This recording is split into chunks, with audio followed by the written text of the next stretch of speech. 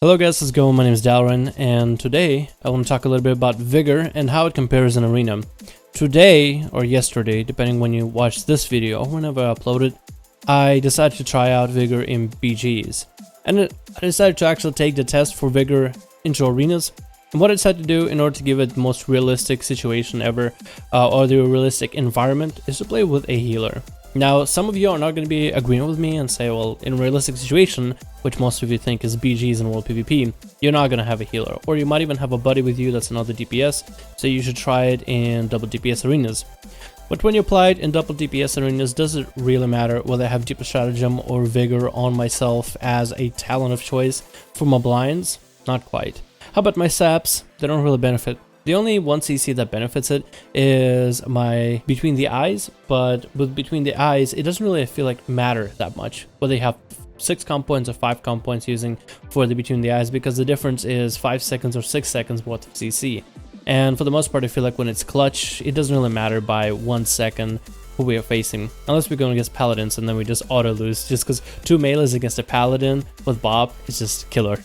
So when you take a realistic arena situation, you will take a look at 3s. And how do 3s feel? Well, 3s have a different pacing, but all 3s have a healer. And for the most part, those games do last a while if you have a good healer and a good team that knows what they were doing. It also varies by comp, but for the most part, when you have the quick play comps or the long drawn out comps with warlocks, then you can find the average where we have medium-sized games. And I felt like the best medium to test this out in is with another healer in 2v2 arenas. So I'm going as DPS healer versus other DPS healers, and I got some footages for you. Comparison of healer DPS with Deeper Strat then versus Vigor. So in the first clip we have right here is me playing with Deeper Stratagem, and for the most part I feel like Deeper Strat is very good. I feel really good playing it. I feel like my damage for run-throughs is so much higher than it normally would be, and I feel that when you have 2 buffs on you, any 2 buffs, for the most part your damage has a pretty high increase, and it feels like there's a higher general net value, and makes my artifact weapon feel like it's an actual bursty cooldown rather than just another cooldown for me to recycle through my roll the bones. And then we have next arena, which is actually kind of like a mirror comp with a different healer this time, but against a different team that's also still an enhancement shaman with a mystery or monk, and this time running Vigor. All the bat, as you can see here, I get 6 buffs. All 6 buffs for an Outlaw rogue to deal as much damage as possible. Because I'm running Vigor, I feel like my run-throughs definitely aren't quite as powerful, so it feels like with the damage I should be literally killing the monk. I'm just not really quite there, and no matter how many run-throughs I sink into the guy. So you already have this difference of damage, so you don't have as reliable of damage without Deeper Strat, and I don't really know how I feel about that. It feels so good with Deeper Stratagem in terms of run-throughs, but Vigor is still fine because you get a lot more Saber Slashes, so I was trying to prioritize Saber Slashes in there since I'm going to get more use out of those, and definitely use up my common points, especially during my 6 buffs.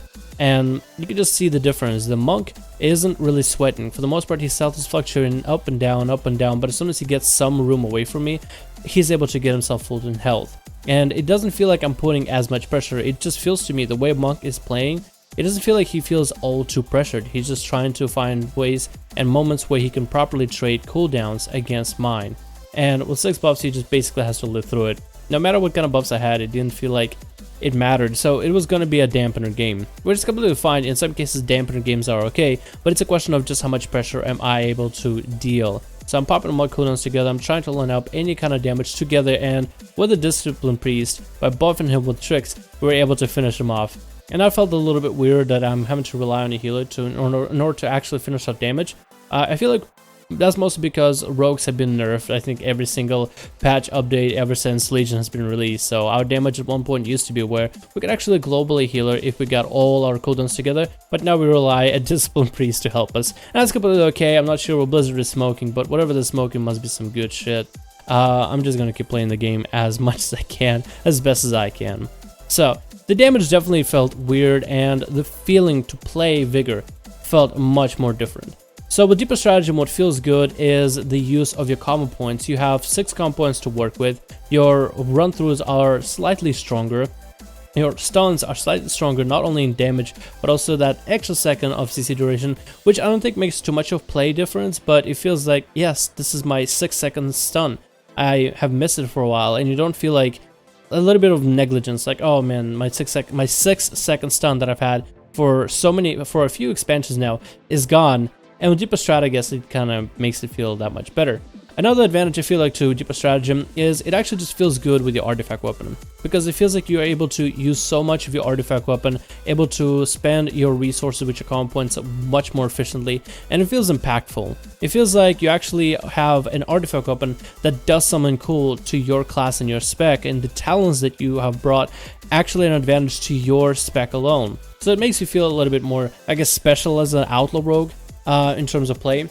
In terms of damage, you definitely do have a lot more damage through your run-throughs as you have more quality damage out of them. You also feel a little bit more quality when it comes to using True Bearing and how that functions within your play as an Outlaw rogue. With True Bearing and 6 common points uses, especially combined with your artifact weapon, you're able to get your cooldowns back much faster when you have cooldowns together. So you're able to gain momentum and keep the momentum going.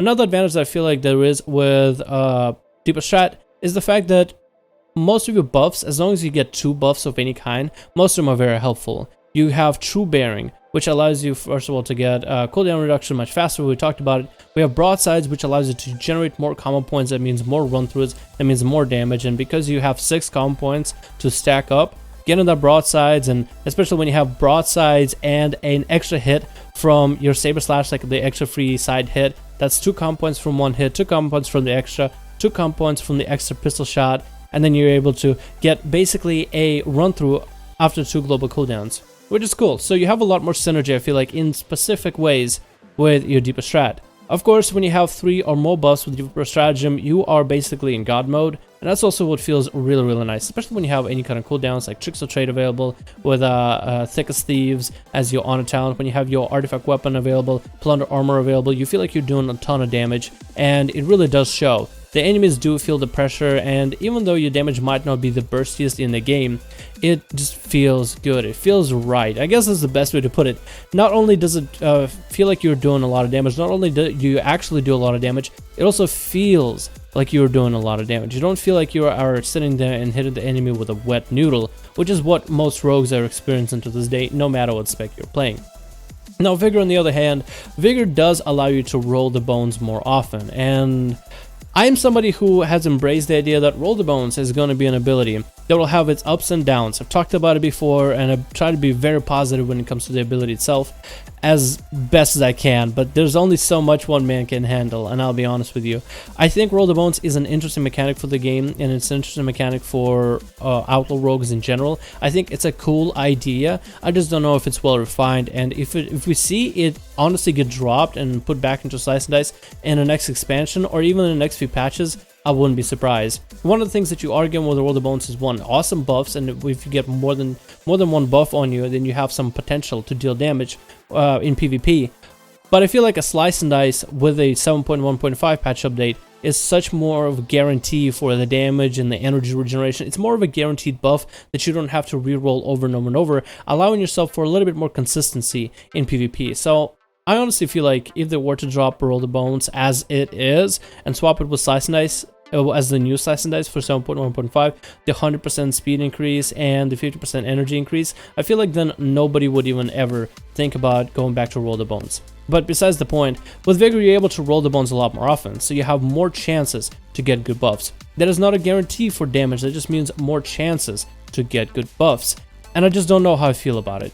On the one hand, yes, I am rolling the bones more often, and when I do have buffs, I'm trying to make the best advantage off of it. But it feels like I'm doing so much rolling, and it just doesn't feel satisfying at one point or another. I'm just rolling and rolling and rolling and rolling, and it gets very annoying to keep pressing Roll the Bones over and over and over, because then you're not pressing your run-throughs, you're not pressing your between the eyes, you not really feel like you are lining up any type of damage or any type of capabilities to line up damage for yourself. And basically with Vigor, what you end up getting is you never want one buff. You always want 2 buffs. 2 buffs is your minimum. But even at 2 buffs, you don't feel like it's anything. So 2 buffs is your bare minimum. You should never have 1 buff available. Then we have 3 buffs, which is where you generally want to be, which is where Vigor shines at. And if you get 6 buffs, this is the positive sunshine in your life. So take care of it and never let it go. With Vigor, basically what you're getting is your 1 buff loses so much value Then it feels like 2 buff becomes the minimum. So if you don't have a 2 buff, you basically are useless, so keep rolling until you have 2 buffs. With Deeper Strat on the other hand, once you have 2 buffs, you feel like you can line something up. You feel like you can actually stop rolling for a little bit, stop rolling your buffs over and over and over, and line up some form of damage, line up some sort of advantage on the enemy, line up some CC chain, and pop your burst and deal some damage. And that feels good compared to just rolling with Vigor. And even once you get 2 buffs, it still feels like it's not enough. Sometimes I even felt like maybe I should roll again, maybe I'll get a 3 buff, and then I feel like I'm doing some solid pressure. And so you are getting some major disadvantages and advantages with Deeper Strat and Vigor. I don't really know which one is more advantageous. This is how I look at it. With Deeper Stratagem, you get a little bit more damage and more value out of your run-throughs, so that's a positive.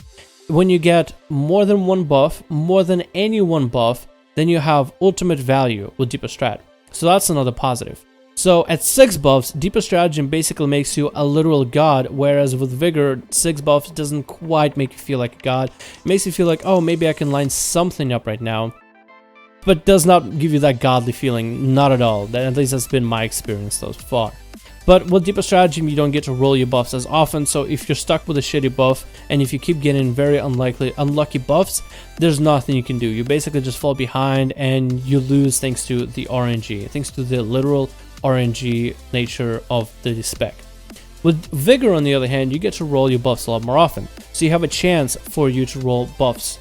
But you have a decreased value on a 2 buff, so a 2 buff still doesn't feel like enough, and a 3 buff is kind of where you want to be at, which is so unlucky.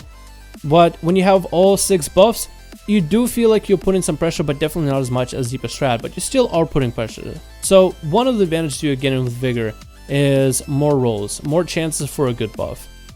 But again, those are chances. Statistically, when I look at it, I remember taking statistics back in college, and I hated that class. But I feel like I learned a few good lessons from that. I feel that statistically, whether you have Vigor or Deeper Strat, it isn't going to make a difference which buffs you roll, right? It doesn't matter which buffs you end up rolling. Vigor offers you more opportunities for buffs, but even if you get the right buffs, you get a lower value.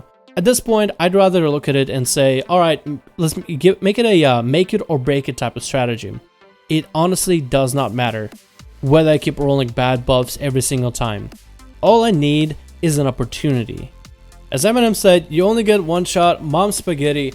If I get 2 buffs with Deeper Stratagem, I feel like I'm actually playing the game. I feel like I can get defensive cooldowns out of my enemies. And if I get True Bearing, I can get my CC, defensives and offensive back faster, so I can line something up on the enemy. And when I do have those 2 buffs, before they run out, I'm able to get a 6 comp point roll, Mark for Death reroll. So I have 2 shots in order to get any kind of good buffs. And if I have to go into downtime, and I feel like that's completely fine. Because during the time that I have 2 or more buffs with Deeper Stratagem, I feel like I can actually score a kill because my damage is there, my CC is there, and if I have True Bearing, then I can have my defensives there so I can counter enemies. I can have CC on point in order to see if I can line something up with my healer. And it just feels good to play in general. It just actually feels good to play. With Vigor, on the other hand, I can keep rolling forever. But even if I have an opportunity to get a few buffs, most of the times it actually doesn't even matter what those buffs are. And most of the times I'll need to be in a point of dampening where I can actually line up a kill or have some crazy CC chain with my healer available. No DRs, no nothing. And this is like without communication, so that gets very annoying to manage with when you're just running with randoms. I just feel like you get a lot more value. Just if you get an opportunity to get a good buffs with Outlaw, with Deeper Stratagem, then you have a lot more value for those cooldowns in general. But with Vigor, the value definitely goes down. Like the stock market, it ends up crashing pretty hard. And I feel like if Outlaw was never nerfed by any means, by anywhere, if it was like the same Outlaw we were playing as of Legion's release, or maybe even the one from the beta version of the game, I feel like then Vigor would be fine, but I feel like the reliance on Deeper Stratagem and the value that it brings is way too high. So with Vigor, you end up having a damage loss, you have a loss in terms of value of the buffs that you get, but you have higher chances to roll good buffs. But even when you roll a 6 buff, you don't really feel quite as strong as with Deeper Strat. With Deeper Strat, when you get a 6 buff, and as long as you don't play like an idiot, you are in god mode and you can kill literally anything. You can force anyone's cooldowns. You are literally just an embodiment of a titan, like a World of Warcraft titan, right? the Titan's Might and all that jazz. You're goddamn Odin, and it feels good. It actually feels powerful and feels fun to play. So it's a question of not only statistically, I feel like Deeper Strat is better in terms of your damage and value of the buffs that you get, but it also is fun to play. Because even if you have like shitty rolls for 20 days, but on the 21st day you get the max buff potential, at least you can live with that. Rather than you can get shitty rolls, good rolls with Vigor, it doesn't really matter. You feel like you are on the back foot 24/7. And then eventually you get demoralized and then you never want to play Outlaw Rogue again because it feels like you're playing one of the worst PvP specs in the game. And hey, you just might be. Unless you're a Fury Warrior, and then you know what's it like to be worse than an Outlaw Rogue. But this is it that I have for you guys in terms of Deeper Stratagem and Vigor difference for me. Let me know what you guys think in comments. Vigor or Deeper Strat?